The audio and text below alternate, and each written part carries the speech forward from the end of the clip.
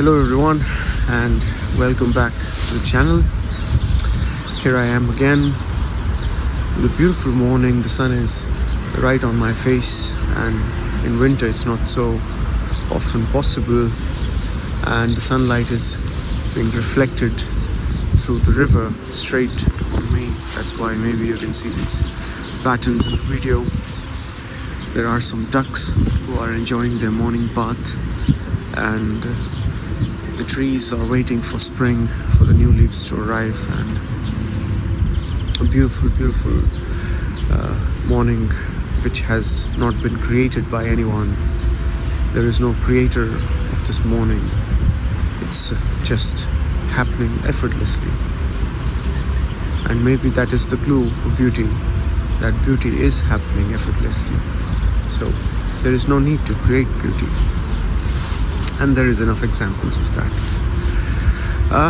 Today I would like to discuss a very simple topic, but it's a part of our daily living as usually that we discuss, and that is that why the mind loves to be attached to memories.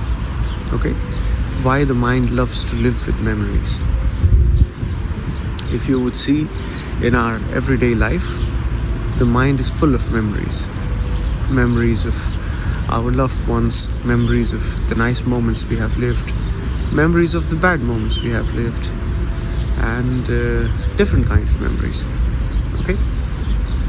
Now, I'm not including the memories which are needed for technical aspects of life. For example, the memory to drive a bicycle.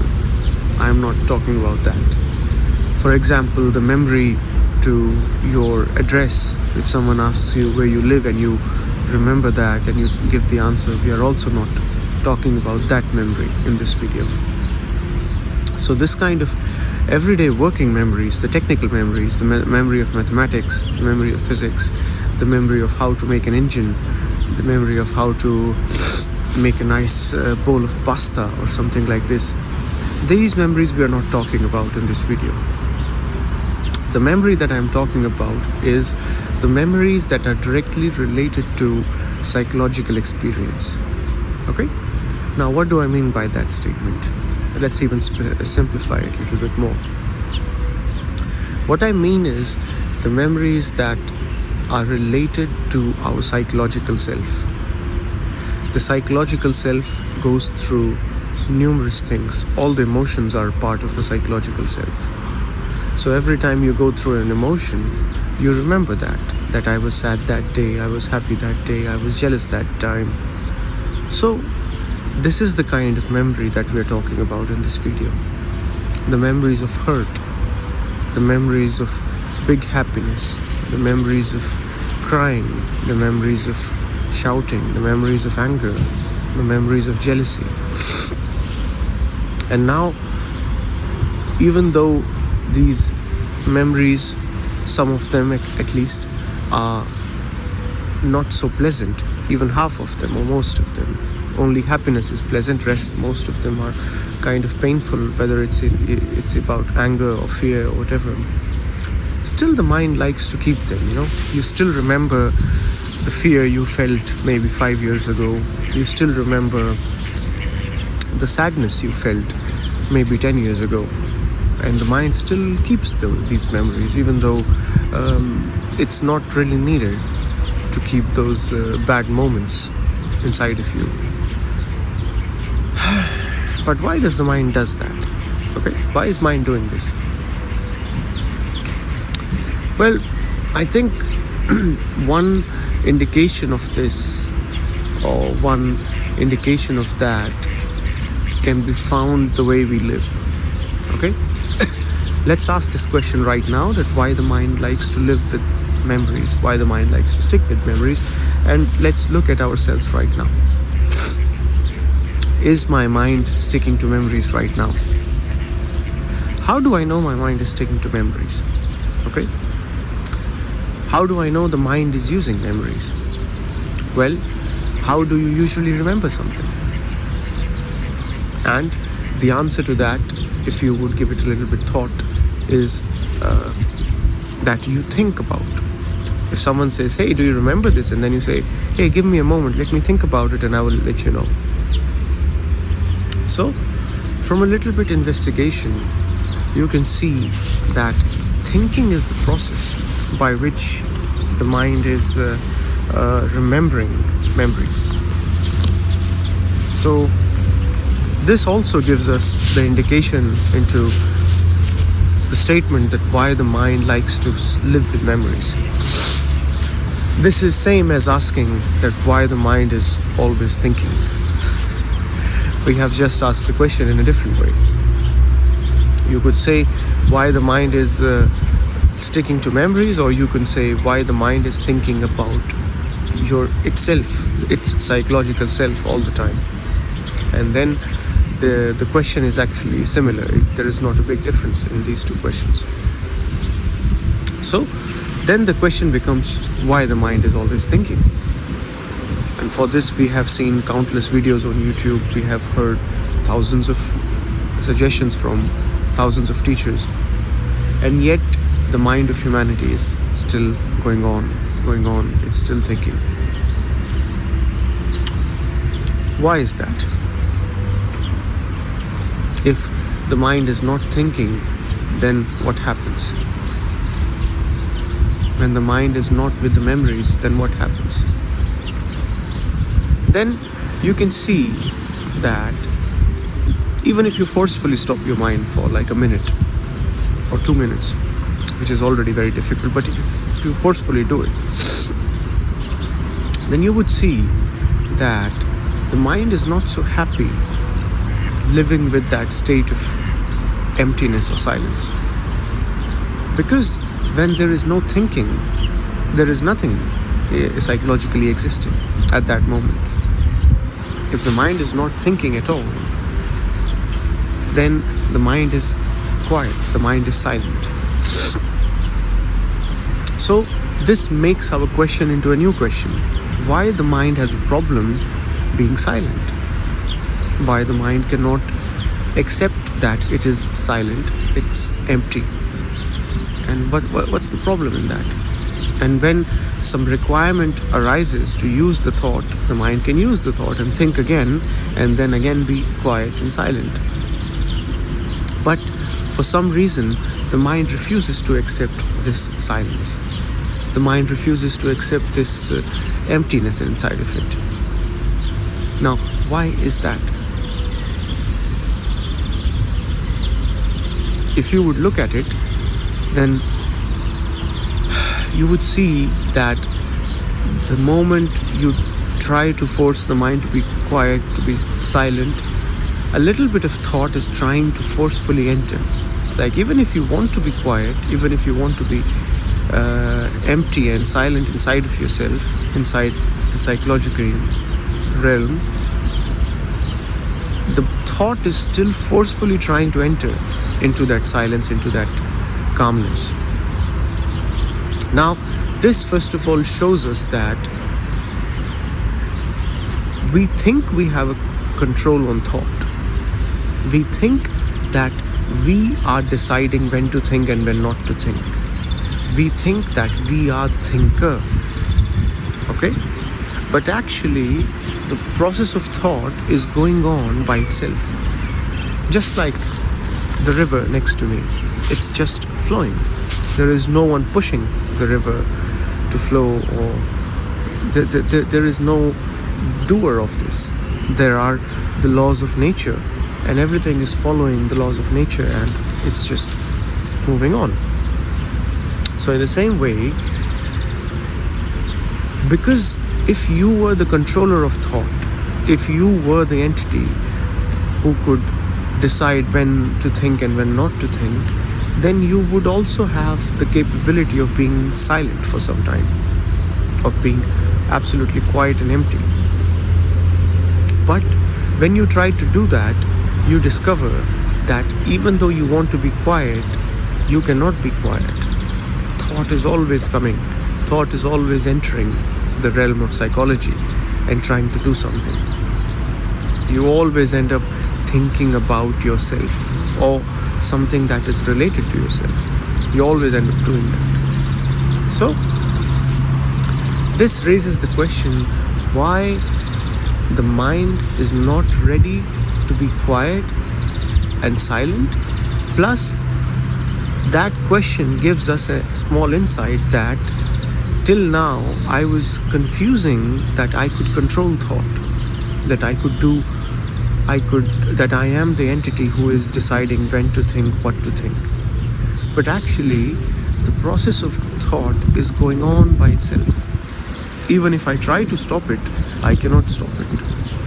If I try to forcefully stop it, it stops for a few seconds, for a few moments, and then it comes back without me knowing about it. And then I suddenly discover, oh, I'm thinking again. So you could see this very easily, and it's a very simple experiment. And it leads us to a very beautiful conclusion that the process of thought is going on just like any other natural process, which are going on according to the laws of nature. Okay? The body wants to protect itself. The body wants to survive longer, which is the law of nature, survival. Okay? The body wants to reproduce and protect itself, and constantly try to do that, to extend the life of the species, to extend the life of an individual. So, because thought is part of the body, and we have discussed it in the previous videos as well, that we confuse thought to be something beyond than the body. But thought is not beyond the body. Thought is happening inside your brain, and hence it is part of brain. It is not beyond the brain or something supernatural. And the way the body is trying to always protect itself, always try to survive, always try to move on, thought also has the same responsibility to protect, to make sure that you are surviving, to make sure that you are in your profit. And that is why thought is always self-centered. Thought is always thinking about itself.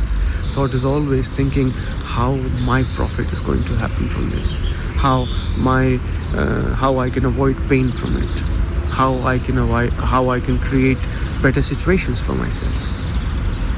This is what we all think about. I mean, there is no denying in it. We all use different means to achieve the same thing, but the main thing that thought is doing is self-protection. Thought is essentially selfish. The way the atoms of your body are selfish, because they want to survive, because that's how nature has designed us to be, in that sense, that every species, everything is trying to survive. And the more advanced scientific theories are coming, especially the recent theory by Professor Lee Cronin from Scotland, who has shown that actually matter itself is selfish. Matter itself is trying to survive. His theory is called assembly theory, and it's in collaboration with Professor Sarah Collin, or Professor Sarah, I know for sure, who is also working on origins of life. So, matter itself is selfish, and you are matter as well. So, everything in your body is trying to be selfish. It's trying to protect itself. And so does thought. Thought is a helper in doing all that. So, don't think that thought is something which is controlled by you or decided by you. It's a natural process happening, running by itself like any other natural process. So, the mind is not sticking to thought. Okay? Thought is just running by itself. The mind has no intention to intentionally stick to thought. When you forcefully stop thought, it's not the mind, it's not the empty mind which tries to bring thought back. It is the other way. It is thought that is not accepting that it should be quiet, because it is constantly trying to protect, it is constantly trying to help, that yes, I should be constantly running to make sure everything is all right. The emptiness in the mind when you forcefully stop thought is not urging you to start thinking again. It's just that thought is already going on by itself. Thought is running as a natural process. And when you forcefully stop that natural process, you feel weird from that shock. Okay? So, forcefully, it's very stupid to stop thought. And I do not think it's even achievable to stop thought forcefully. So, then comes the point that if thought is naturally running like any other process and this, then why our teachers have told that thought can be stopped or thought can be overcome. Okay. I think because they have seen, the teachers, the old teachers like Buddha and everyone have seen that there is a possibility to go beyond thought. At the moment when the mind sticks to memories or when the mind sticks to thinking, which is running all the time, the mind starts to believe that it is that thinking.